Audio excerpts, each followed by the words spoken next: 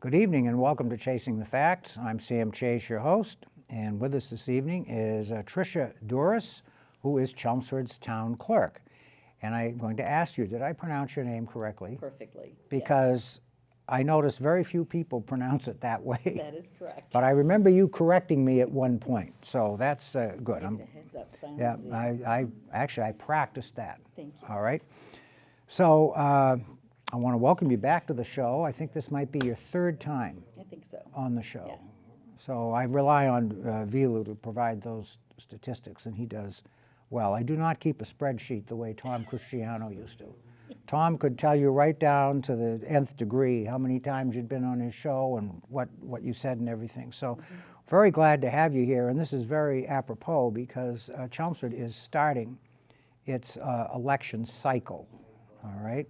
And of course, the town clerk is integral to that in the way that you actually run and manage the elections. So, Trish, why don't we start off? Give us a very brief biographical snapshot, maybe a little bit of your history with the town, and then we'll get into the meat of the discussion. Sure thing. Thank you for having me, Sam. So I am a 54-year resident of the town of Chelmsford. I raised my daughter here. We both graduated Chelmsford High School. But you're still a blow-in, right? I am still a blow-in, although Dennis Reddy did say that he officially said I could. Oh, well, then that's it. Okay, you're all set. He said so. I started in business and sales, and then through, when I wasn't working, I was doing a lot of community activities like PTO, and I built a playground and served as town meeting rep. And that brought me, when I needed to get back to work, to the town. And there was an opportunity close by my home to work in the sewer department, and I started there in 2005. I became the assistant to the town manager in 2007, became the assistant town clerk in 2016, the town clerk in 2017, and I am still the town clerk as of today. So That's yes, and that's quite a trajectory. And you've done very, very well in all of those positions. And I do remember quite clearly when you started off in the sewer division. And I have to say, as somebody who has interacted with all of the town departments over the last 25 years, you've always been extremely efficient, and I know especially your customer service skills, which of course are very important as town clerk, because you're kind of the face of town hall when people walk in. So, you know. Although my younger staff now is more the face of town hall. I put them out on the social media now.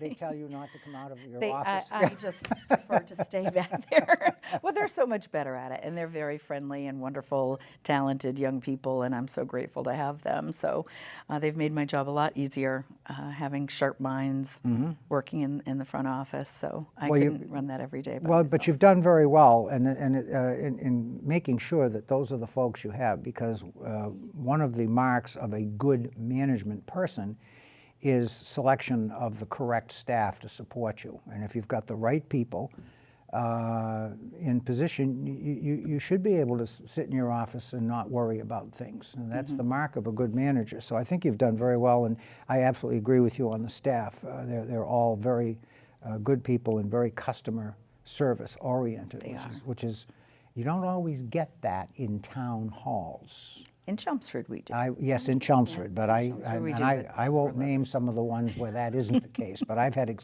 plenty of experience there. So why don't you tell us a little bit, just give us a general overview on what the town clerk is. First of all, why we have to have one statutorily, what the clerk does, and then we'll just take it from there. There's so many things that the clerk does. So it's 95% of what we do is mandated by Mass General Law. So we're doing some of the unpopular things, like making sure there's compliance with the public records law, conflict of interest law, open meeting law. I'm the chief election official, as you had mentioned before, so all state, local, and special elections are executed by the town clerk. I'm a licensing authority for marriage licenses, dog licenses, raffles, permits, fuel storage, all kinds of varied things like that. We are in charge of all the vital records, and we are the public records keeper, and I am also the compliance officer for all public records. So we have a duty to maintain the records in perpetuity that are required for historical purposes, and I think we do a pretty good job. We also work with the planning and zoning, to make sure that those decisions are properly filed, and those are also permanent records.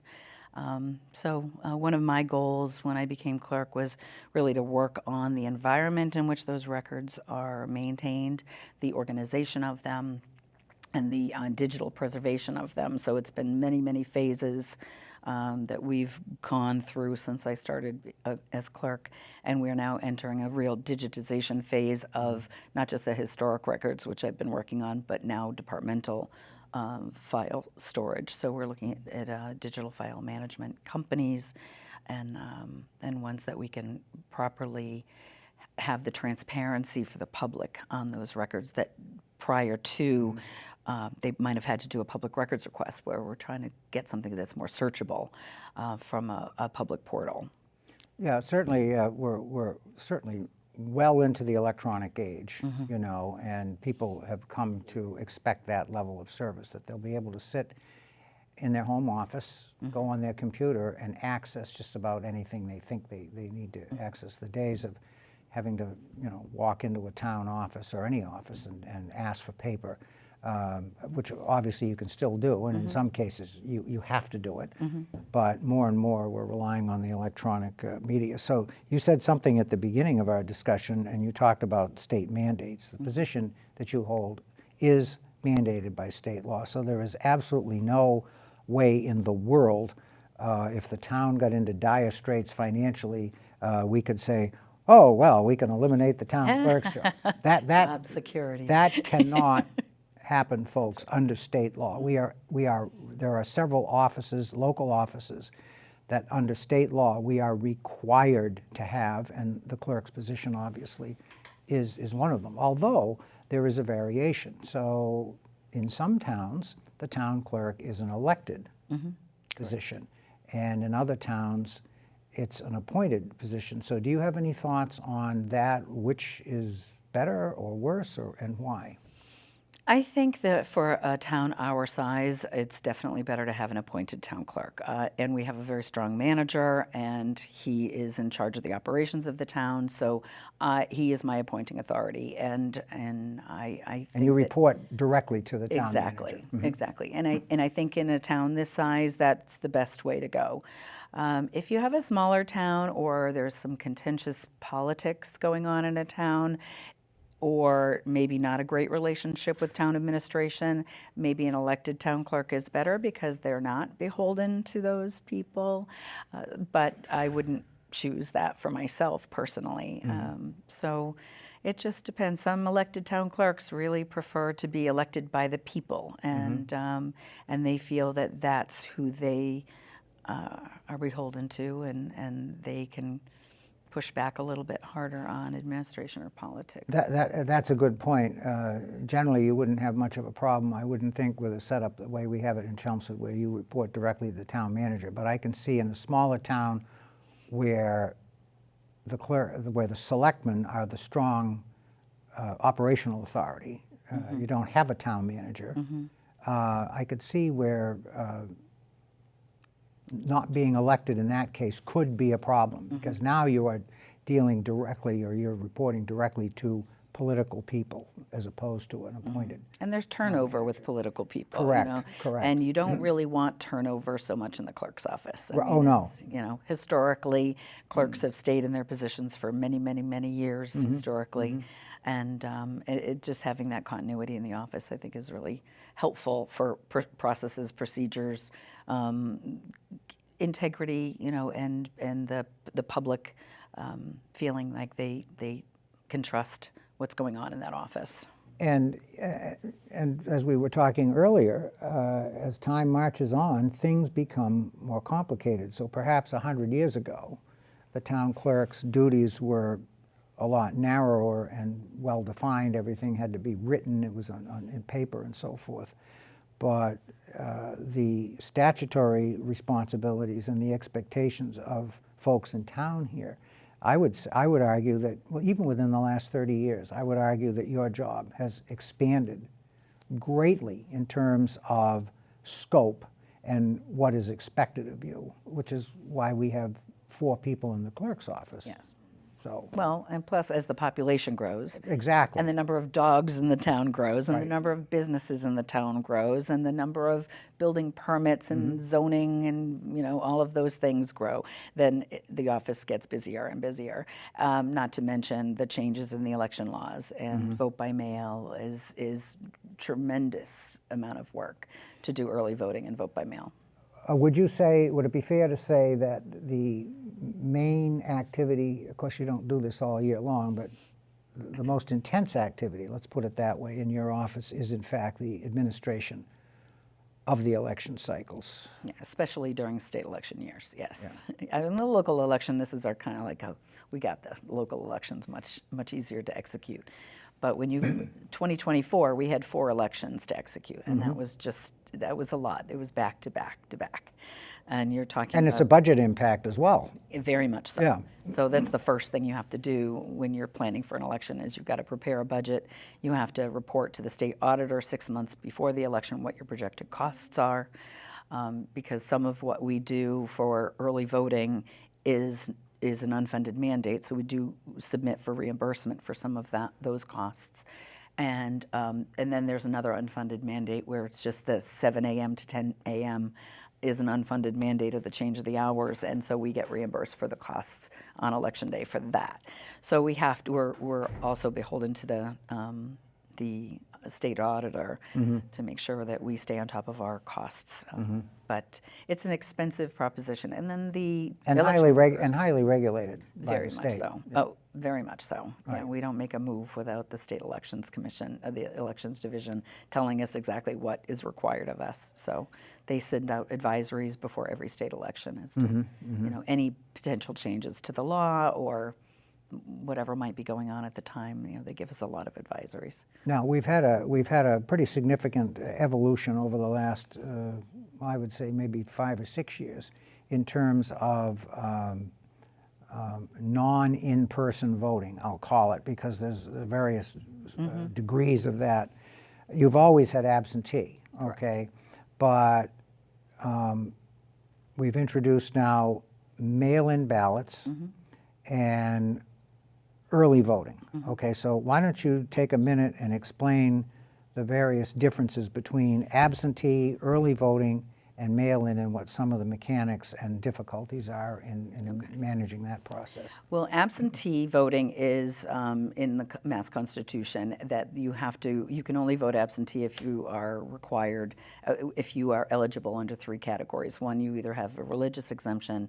Where you can't show up on the day. Exactly. Okay, yeah. Or if you are not going to be in town on election day, or you have a physical disability preventing you from getting to the polls. Then you can vote absentee.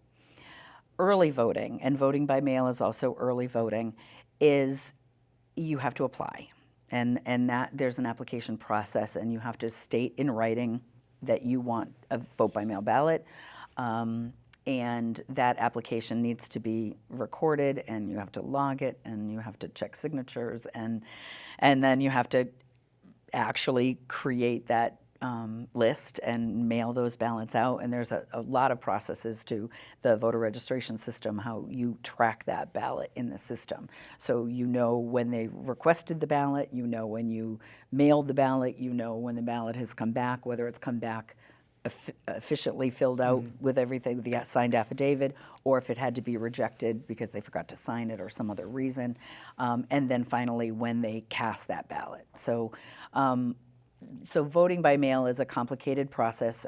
There's another complicated part of it is that we're allowed to advance process early voted ballots and Now, voting that was not the case when it started. prior to, this was in 2022, the acts of 2020. And I would offer an opinion. People can, and it's just an opinion, because people can argue with me on this, and that's fine. Not having that in place nationwide contributed to the problems of the national 2020 election.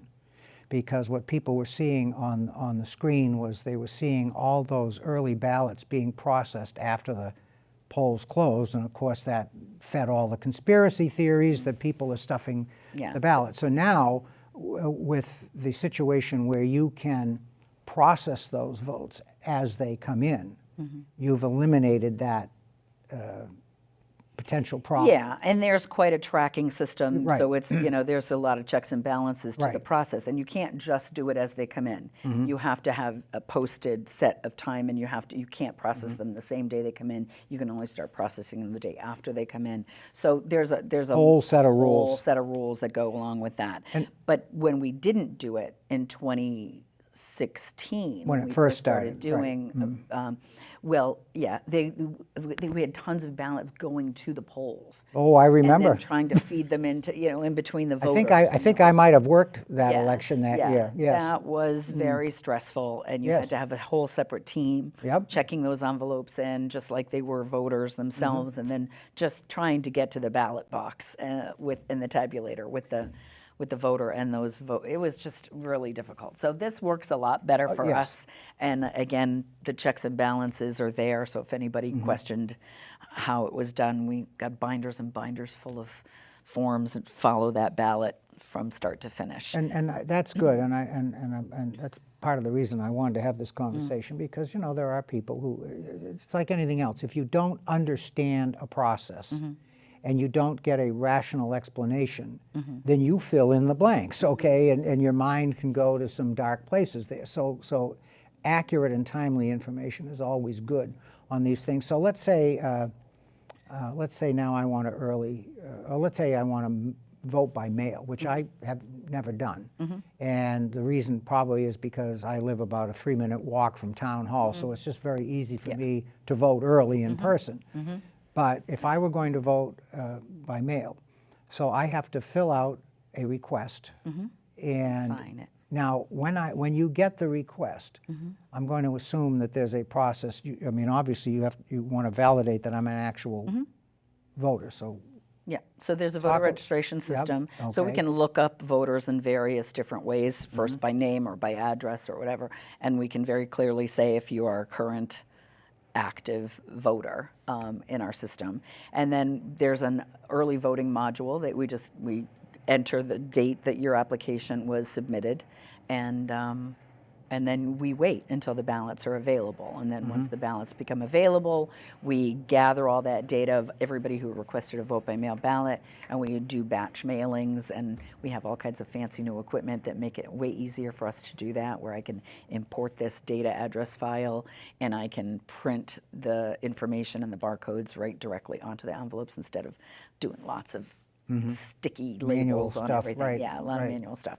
So yes, but that EV module, early voting module, tracks everything about that voter's ballot. Which election it is, which elections they chose for vote by mail, because you can request at the beginning of the year for all elections if you choose to. So we have to put in how many elections and which ones that person has requested a vote by mail ballot for. So it's very tightly controlled. So I take out my ballot, and then everything's fine. I get the ballot, but for some reason I don't mail it back. Okay. So typically, if out of 100 ballots that you send out, how many would you get back? Probably 55. Okay, so 55% roughly, okay, of what you send out actually come back. And those folks, even though they've taken out a ballot, if they don't mail it in, they can come down and vote in person. Correct. All right. And so, of course, now the suspicious person says, well, you've still got that ballot hanging out there. So my answer would be, and you can tell me if I'm right or wrong, well, we've already recorded the voter, so if he shows up and votes in person, he's voted. So if the ballot shows up later, too bad, no soap. It's rejected. Right? Yeah, Exactly. it's rejected. Okay, good, good. You're making me feel good here. All right, that's good. You know, we want the elections to be as secure as Yes. they possibly can be. They definitely are. And we invite anybody who's not sure about it, wants to learn more about it, to become an election worker. And that way they learn everything there is, and they see everything that we do, and it we've- really does get some loyal election And workers I that know way. we've had a couple of skeptics that have done that. And to their credit, after the process, they've come back and said, gee, you know what, we were wrong. Good, yes. That's right. what you want. It's That's what you information want. is power. Or you can become a poll watcher if you would like to watch the process. Anybody can be an observer, yeah. Be an observer, right. So that's good stuff. No, I think the way we do it in Massachusetts is very good. I know other states have their problems, but we don't have to worry about that No, because we we're in Massachusetts, so we want to be concerned about the integrity of our elections. So we have a local election coming up, Yes, we do. April. What's the date? April 1st. Oh boy, April Fool's 1st, Day. April Fool's Day. And nomination papers became available this past Monday. Okay. So we've already had quite a few candidates pull papers for the townwide seats. For our town meeting representatives, incumbent letters went out to them in December, and we are still getting those back in. They've got until February 6th to return their incumbent letters for town meeting reps. And so nomination papers are available to pull until February 6th, and then they have till the 11th to return them. Townwide seats require 50 certified signatures of registered voters throughout the town, and town meeting reps now only are required to have 10 within their precinct. That's a So good it's deal. much easier. It's a good deal. It's a lot easier. It levels the playing field, so it prevents the incentive to do a write-in campaign. So now it's no more work to pull papers and get signatures than it is to get a minimum of 10 write-ins in order to. I'm to glad be that inclusive. change Yeah, I was am made. too. Yeah, it Okay, makes a because lot more that sense. was Yeah. a problem there Yeah. with all of the write-ins. Because whenever you have a write-in, folks, it causes the ballot to kick out, and now it's a manual ballot. And it has to be looked at by somebody as opposed to just tabulated by the machine, so.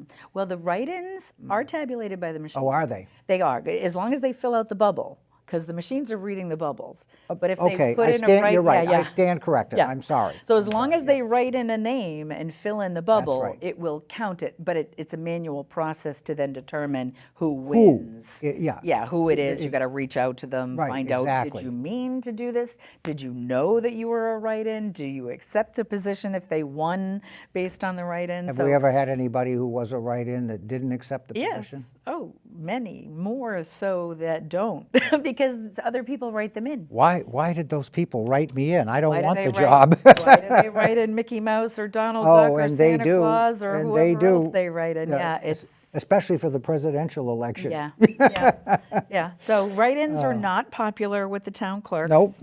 We would rather you just pull papers, get your name on the ballot. Mm-hmm. You're going to get far more votes, far more support from your constituents if your name is on the ballot. Otherwise, they don't know who you are, and Mm-hmm. it doesn't really make much sense to run to support your constituents when they don't know who you are. So this year we have an interesting situation with the select board because normally this would be a two-seat cycle. Correct. So we have 5 people who serve on the select board, and it's 2-2-1 for election cycle. You have 2 people run 1 year. It's a 3-year term, 2 people, and then there's a 1-seat spot. Correct. So that's how that works, and that's typically, well, that's always the way it is on a 5-person board. Correct. Under a 3-year term situation. But this year, we have 2 seats are up because the terms are expiring, but we also have a situation where George Dixon has elected to resign. My understanding is effective April 1st. Correct. So he will continue to be in office until April 1st, but of course, his seat will be vacant. So that is listed as an unexpired 2-year term. Correct. So we have 2 spots open for the full 3-year term, and then we have a spot for a 2-year unexpired term. So that's available, and that's something that doesn't usually happen on a townwide race. What about, we've got, what is the other positions that we have? School committee. Yep, there's 2 open for the school committee. Okay. There are 2 for the planning board for 3-year terms. There's 1 for a 2-year term because Paul McDougall had resigned. Same thing with, Yeah, as exactly. with the select board. Yep, right? Okay. and then we have an associate member for 2 years because, the associate member moved into it was pulled papers for a full term. Yeah. And now it leaves the associate member position open And as that's, well. that's, actually, that's kind of the normal progression on the Right. planning board. So there's 4 planning board seats open right now. That's 2 planning board. very interesting. Yeah, 4. Yeah. That's a lot. And, okay, school committee, planning board, select board, how about library? Library, there's 2 open seats, and the 2 incumbents have pulled. Have papers pulled, over okay. already. So We it's have a- 1 Board of Health. One Board of Health? Yeah. It's a little early Yeah. in the process now to be concerned about whether or not those are going to be contested races. As Trish said, there's plenty of time Yeah. left to pull papers, and some people wait till the last minute. Some people make the decision to run at the last minute. If you know now and you're waiting, that's probably a tactic, but that's okay. You can do that. There's Yeah. no law says you can't, right? That's true. So, and that does happen as well. So, let's say a person wants to run for select board. They've never run for public office except maybe a town meeting rep. So, as you said, town meeting rep is very simple. You pull papers, 10 signatures, you're in, and you are not subject to the campaign finance Correct. laws. So, talk a little bit about that. The campaign finance yes. part of it. Okay, so any townwide seat, any townwide position, they have to file a campaign political finance report 8 days before the election. They have to first organize. If they're going to raise funds, they have to organize. They have to open a bank account. They have to have a treasurer. So you just said something. Let's say I want to run for selectman, and I don't want to ask anybody for money. So I'm going to do my own thing. You can do a M109 Okay. form and say you are not going to have a committee and you are not Okay. going to raise any funds. And so There you that go. M109 form will take you through the year. But you can contribute to your own Yes. election. As long as you're not planning on raising money to reimburse Correct. yourself. Okay. Exactly. All right. Okay. That's So- good. That's good to know. Yes, All so right. that M109 form would cover you for the year. So 8 days before the election, 30 days after the election, whether win, lose, or draw, well, win or lose is not a draw, 30 days after the election, and then a year-end report has to be filed from that period to the end of the year. And anybody who is a currently seated elected official needs to still file a year-end report every year. And if they are not seated, but they still have an open Balance. campaign account, they have to still file a report at the end of every year. If they did not get elected, they still have to file. I don't know. I have one other person that has an active bank account, but no balance, and they're not running, but they don't want to dissolve it, so they still have to file every year, and they haven't been in a seat for 10 years. They don't want to dissolve it. Okay. So Watch out for that person. They may never run. know. They may run for something. Right? you never know. So, yeah. that's. But we let everybody know what their expectation is, and we have this wonderful little campaign packet that we give everybody. Oh, that's when good. So first they do when they come to the office is we look them up in our voter registration system when we print their voter registration card, so we know exactly how they're registered to vote. They fill out an intake form, which gives us all their contact information. We prepare their nomination papers and give them so many copies of it, and they take that. They sign one in our presence, so they have to do it themselves. You can't have somebody else pull for you. And then we send them on their way, and they can collect their signatures. So we have a packet for our townwide candidates that has all the OCPF stuff that they need to know in here. Perfect. They have a candidate checklist. They have links to training for different townwide seats. And this is new, because back when I ran 20 years ago, they didn't. Oh, well, this is they- since I've been clerk. Yeah, we've they def- didn't have this. And I think On Arena also had a similar type of a packet. may have- I think she may have started. Yeah, a similar type of packet. And so we provide these to all of our townwide people. So they get all the information. And then, of course, they That's can just good. call us if they have So, it. folks, we're running out of time, but I do want to leave us with Yes. one thought. What's that? You've just heard it from the town clerk. They've made it just as easy as pie to run for political office, so there's no excuse for not taking out papers. If you're afraid of the process, if that's the only thing that's holding you back, don't be, because you'll get all the help you need from the clerk, and it's not a complicated process, and all this stuff actually is online. You can do most of this stuff right on your computer. Correct. So it's, And I do want to make one plea also when it comes to town meeting reps, where there's a lot of young families that are very active with their schools, and they're very active in their kids' lives. When then their kids get older and they still want to give back, there's a lot of important business that gets done at town meeting. And when you're